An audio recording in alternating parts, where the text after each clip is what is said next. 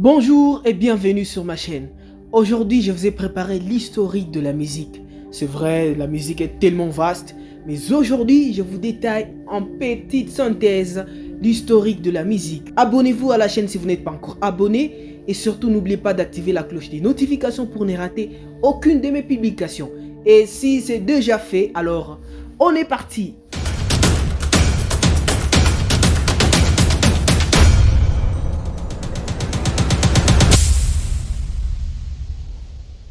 Il est difficile de dater même approximativement son origine. Le rythme et la mélodie sont toujours présents dans la musique. Et il est difficile de savoir lesquels de deux fut le point de départ de cet art ancestral. Le chant, le battement de mains, les chocs de pierres ou les morceaux de bois. On en trouve encore quelques traces de nos jours dans des peuplades d'Afrique ou d'Amérique. Au XVIIe siècle, le noir italien Guido d'Arezzo donna le nom aux notes musicales. Et là, il parle de ut, ré, mi, fa, sol et la. C'est par après que les scientifiques ont changé les ut en do.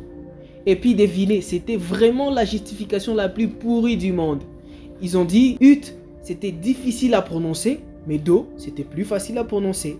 Et là, ils ont encore rajouté le si à la fin. Ce qui fait do, ré, mi, fa, sol, la et enfin si.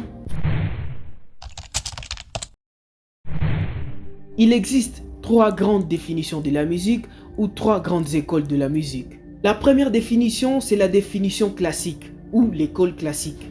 Et là, ils définissent la musique comme on l'a toujours appris à l'école et on nous apprenait à dire la musique est l'art de combiner les sons d'une manière agréable à l'oreille. Pour eux, celui qui fait la musique en dehors des règles classiques, il ne fait pas de la bonne musique. Deuxièmement, nous avons la définition moderne ou l'école moderne.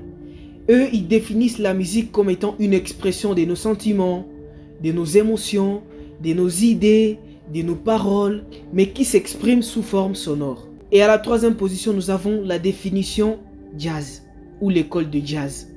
Eux, ils définissent la musique comme étant une expression de l'âme sous forme sonore. Il existe trois grandes parties de la musique. Et là, je peux citer le rythme, la mélodie et l'harmonie.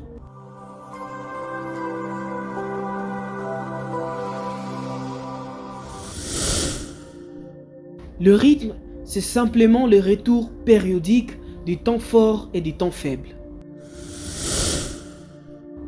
L'harmonie, c'est une science de la composition et de la progression des accords. Et la mélodie, c'est l'ensemble de notes formant une phrase musicale. Je crois que je résumais l'historique de la musique et d'autres termes, je serai en train de les expliquer au fur et à mesure dans mes vidéos. À la prochaine.